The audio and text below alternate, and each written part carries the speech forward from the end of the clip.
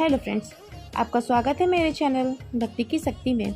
आज मैं आपके लिए निर्जला एकादशी व्रत की कथा लेकर आई हूँ।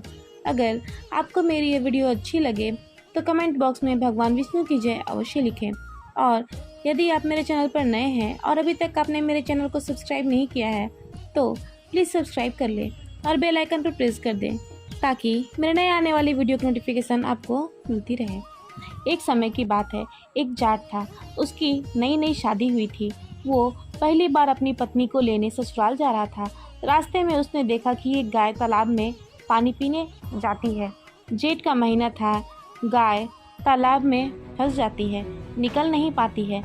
तो वह गाय उस जाट को देखती है और उससे कहती है कि भाई, मैं तालाब में फंस गई हूँ, कृपया करके मुझे इस तालाब से निकलने में मेरी मदद करो। लेकिन वह जाट मना कर देता है और कहता है, नहीं नहीं, मैं तुम्हारी मदद नहीं कर सकता हूँ। मैं अपनी पत्नी को लेने पहली बार ससुराल जा रहा हूँ। अगर मैं तालाब में घुसूंगा तो मेरे कपड़े गंदे हो जाएंगे। गाय ने बार बार जाट से विनती की, लेकिन वह जाट नहीं माना। गाय बोली, अरे भाई, आज निर्जला 11 का दिन है। अगर तुम मेरी मदद करोगे तो तुम्हें बहुत पुण्य मिलेगा। मैं तुम्हें वरदान दूंगी, तुम्हारी 7 पीढ़ियाँ तर जाएंगी, तुम्हें हर सुख मिलेगा। लेकिन वह जाट नहीं माना। तब गाय को बहुत गुस्सा आ गया। तब गाय गुस्से में बोली कि अगर तुम मेरी मदद नहीं करोगे, मुझे इस तालाब से बाहर नहीं निकालोगे, तो मैं तुम्हें श्राप दे दूंगी। और ऐसा कहकर गाय ने उस जाट को श्राप दे दिया कि 8 प्रहर के बाद तू गधा बन जाएगा। वह जाट डर गया और गाय से माफ़ी मांगने लगा, लेकिन तब तक बहुत देर हो चुकी थी।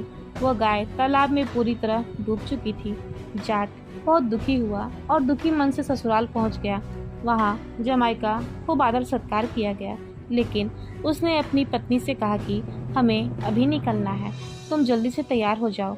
सब लोगों ने जमाई से कहा कि जमाई जी, अभी तो आप आए हो, आज रुक जाओ, कल चले जाना। लेकिन उसने जाने की जिद पकड़ ली थी।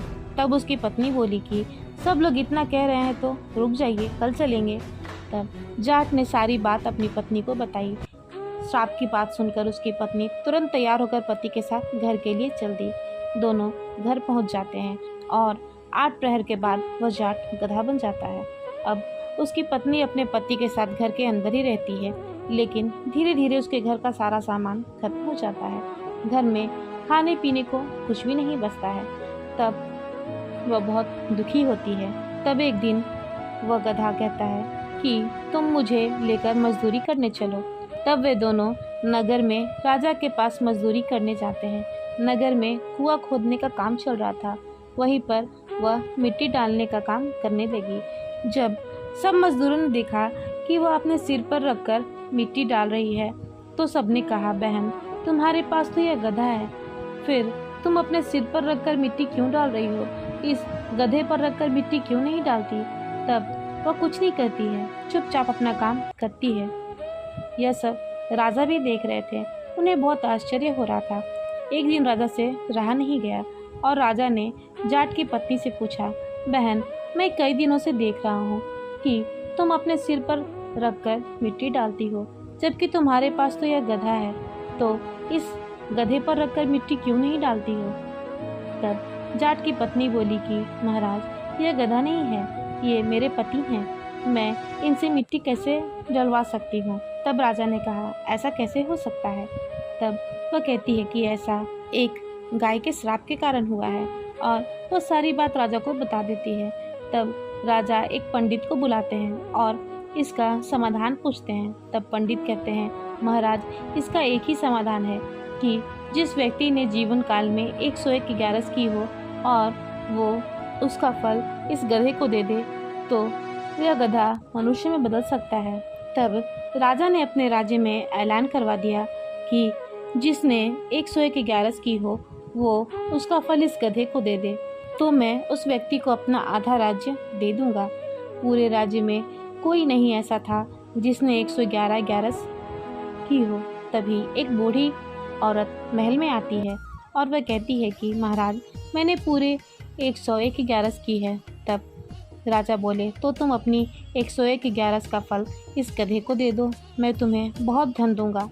तब वह बूढ़ी औरत कहती है कि हे महाराज, मैं इस धन दौलत का क्या करूँगी। अब मेरे जीवन के दिन ही कितने बचे हैं। अब मेरे लिए यह धन दौलत किसी काम का नहीं है।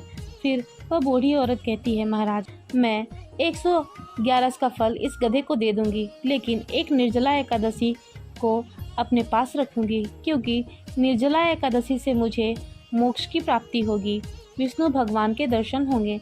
ऐसा कहकर वह बूढ़ी औरत ने 111 का फल इस गधे को दे दिया, जिससे उस गधे का शरीर फिर से इंसान का हो गया। लेकिन 111 कम होने के कारण उसके शरीर में एक पूंछ रह गई, वह उसके शरीर से नहीं हटी।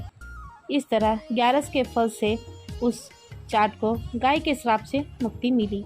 अब जाट और उसकी पत्नी राजा को धन्यवाद देकर वहां से चले गए और खुशी खुशी जीवन बिताने लगे। फिर जाट की पत्नी और जाट दोनों मिलकर निर्जला एकादशी का पूजन करती हैं। जय हो भगवान विष्णु की। निर्जला एकादशी व्रत का महत्व। ज्येष्ठ मास की शुक्ल पक्ष की एकादशी को निर्जला एकादशी कहा जाता है। निर्जला एकादशी पर किया गया व्रत अनुष्ठान विशेष फलदायी होता है। इस दिन किए गए पूजन और दान से पुण्य की प्राप्ति होती है। मान्यता है कि भगवान विष्णु का आशीर्वाद दिलाने वाली सभी एकादशी व्रतों में निर्जला एकादशी व्रत सबसे कठिन होता है। अगर आप साल के 24 एकादशी का व्रत नहीं कर पाते हैं तो इस निर्जला एकादशी व्रत को करने मात्र से आप सारे पुण्य प्राप्त कर सकते हैं। सभी एकादशियों पर हिंदू धर्म में आस्था रखने वाले लोग भगवान विष्णु की पूजा करते हैं व उपवास रखते हैं। मान्यता है कि इस दिन व्रत रखने और पूजा और दान करने से व्यक्ति जीवन में सुख समृद्धि का भोग करते हैं, अंत में मोक्ष को प्राप्त होता है। लेकिन इन सभी एकादशियों में से एक ऐसी एकादशी भी है जिसमें व्रत रखकर साल भर की एकादशियों जितना पुण्य कमाया जा सकता है, वह निर्जला एकादशी है। शास्त्रों में निर्जला एकादशी के व्रत को पुण्य फलदायी बताया गया है। इस व्रत में जल का त्याग करना पड़ता है। इस दिन बिना कुछ खाए पिए व्रत रखने से सभी पापों से मुक्ति मिल जाती है। मान्यता है कि मात्र इस एकादशी को कर लेने से साल भर की एकादशियों के बराबर फल प्राप्त होता है। इस एकादशी को भीमसेनी एकादशी भी कहा जाता है। इस दिन व्रत रखने से और निर्जला एकादशी व्रत की कथा पढ़ने से भगवान विष्णु की विशेष कृपा प्राप्त होती है। फिलहाल इस वीडियो में इतना ही। अगर आपको मेरी ये वीडियो अच्छी लगे तो मेरे वीडियो को लाइक करें और ज़्यादा से ज़्यादा शेयर करें और मेरे चैनल को सब्सक्राइब करना न भूलें। वीडियो में अंत तक बने रहने के लिए आपका धन्यवाद।